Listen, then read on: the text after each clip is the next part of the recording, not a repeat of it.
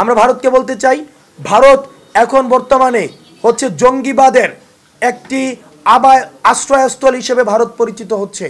ভারত জঙ্গিবাদকে পৃষ্ঠপোষকতা দিচ্ছে। Bharat house of terror, house of mafia হিসেবে ভারত পরিচিত হচ্ছে। আপনারা দেখবেন বাংলাদেশে যাদেরকে নিষিদ্ধ করা হয়েছে, যাদেরকে জঙ্গি হিসেবে নিষিদ্ধ করা হয়েছে, ভারত তাদেরকে আশ্রয় দিচ্ছে।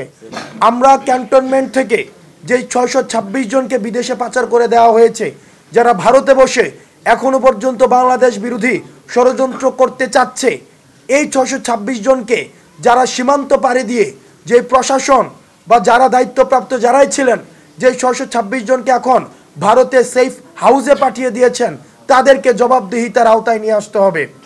তাদেরকে প্রশ্নের আওতায় নিয়ে আসতে হবে তারা কি কারণে এই 626 জনকে বিচারের সম্মুখীন না করে তারা ভারতে পাঠিয়ে দিয়েছে। এবং সুতরাং এই ভারত যাদেরকে আশ্রয় দিচ্ছে তাদেরকে আমরা জঙ্গি হিসাবে দেখি। এবং যেহেতু এই জঙ্গিরা বাংলাদেশের সার্বভৌমত্ব এবং অখণ্ডতার প্রতি হুমকি হিসেবে তারা বিবেচিত হয়, সুতরাং ভারত যদি জঙ্গিদেরকে আশ্রয় দেয়, তাদেরকে পৃষ্ঠপোষকতা করে, তাদেরকে অর্থায়ন করে, তাদেরকে ডিপ্লোম্যাটিকভাবে ফ্যাসিলিটেট করে, তাহলে ভারতের সাথে আমাদের পরবর্তী যে সম্পর্কটি, এই সম্পর্কটি কিন্তু প্রশ্নবিদ্ধ হবে। কারণ আমাদের দেশের অখণ্ডতা এবং সার্বভৌমত্বের হুমকি যারা হয়, তাদেরকে ভারত হচ্ছে বন্ধু হিসেবে বিবেচিত করছে।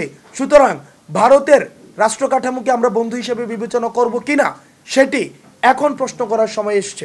সুতরাং ভারতের উচিত এই যারা হচ্ছে জঙ্গি, তাদেরকে ফ্যাসিলিটেট না করে 5ই আগস্টে জনগণের সিদ্ধান্তে যেই সরকারটি গঠিত হয়েছে, গণ অভ্যুত্থানের যে সরকারটি গঠিত হয়েছে, সেই সরকারের সাথে এবং জনগণের সাথে সম্পর্ক ডেভেলপে জোর প্রদান করা।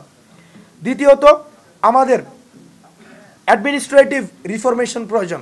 আপনারা জানেন গত 16 বছর ধরে আমাদের এই অ্যাডমিনিস্ট্রেশনের একদম প্রাথমিক পর্যায় থেকে, মাঠ কাঠামো থেকে সচিবালয় পর্যন্ত, সর্বোচ্চ কাঠামো পর্যন্ত অ্যাডমিনিস্ট্রেশনের পদে পদে স্বৈরাচারের দূষর, স্বৈরাচারের সুবিধাভোগীরা, যারা সুবিধাভোগী, তারা হচ্ছে সেখানে আখড়া বানিয়ে বসেছে।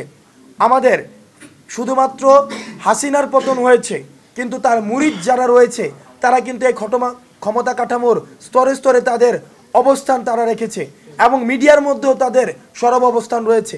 সুতরাং মিডিয়া কর্মী আপনারা যারা রয়েছেন, আপনারা বস্তুনিষ্ঠ সংবাদ পরিচালনার মধ্য দিয়ে, পরিবেশনের মধ্য দিয়ে এই অ্যাডমিনিস্ট্রেশনটির রিফরমেশনের যে দাবিটি, সেই দাবির পক্ষে আপনারা জনমত গঠন অলরেডি যেটি রয়েছে, সেটির প্রচারে এবং প্রসারে আপনারা আপনাদের অবস্থান, আপনার ইতিবাচক অবস্থান জারি রাখবেন।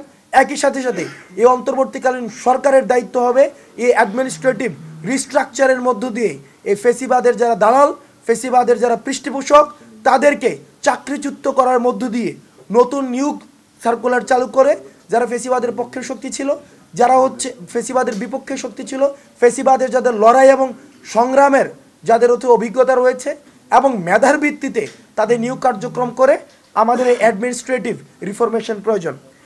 দ্বিতীয়ত, আমরা এই যে আমাদের উপরে হামলা হচ্ছে, এই হামলাতে আমরা ভীতু নয়, আমাদেরকে মারা যায় না, শহীদরা কখনোই মৃত নয় এবং শহীদদেরকে কখনোই মারা যায় না। আমরা কাফনের কাপড় পরে রাস্তায় নেমেছি। সুতরাং বিদেশি ষড়যন্ত্র এবং দেশীয় ষড়যন্ত্র আপনারা যদি মনে করে থাকেন, হাসনাত সার্জিস থেকে শুরু করে আমাদের এই আসিফ নাহিদ থেকে শুরু করে আমাদের সবাইকে আপনারা মেরে ফেলবেন, লক্ষ আসিফ রাস্তায় দাঁড়াবে, লক্ষ সার্জিস রাস্তায় দাঁড়াবে। আপনি একটা হাসনাতকে হয়তো রাস্তা থেকে আপনি হচ্ছে একটা মায়ের হচ্ছে কুল খালি করে দিতে পারবেন, কিন্তু লক্ষ লক্ষ হাসনাত এখন দাঁড়িয়ে আছে। আপনারা ওই যে আসাদুজ্জামানের কথা ভুলে যায় না। আসাদুজ্জামান খান এই ফেসিবাদের দোষর বলে নাই যে একটাকে মারি আর 10টা দাঁড়ায় যায়। আমরা এই বুলেটকে যারা জয় করেছে, সেই তরুণ প্রজন্মকে আপনারা ভয় পান। সুতরাং আপনারা আমাদের উপরে যতই আপনারা এই যে আমরা আক্রমণ করবেন, আমরা তত দ্বিগুণ শক্তিতে ঐক্যবদ্ধ হব।